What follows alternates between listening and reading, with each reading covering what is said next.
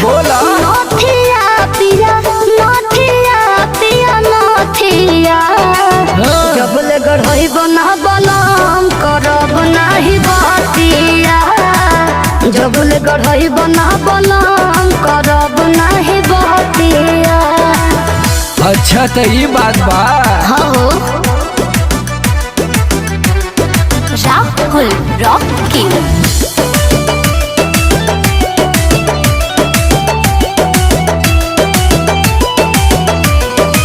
लड़का के जैसे मोहे बहका देला पूछो जमांगी तो बहाना बना देला।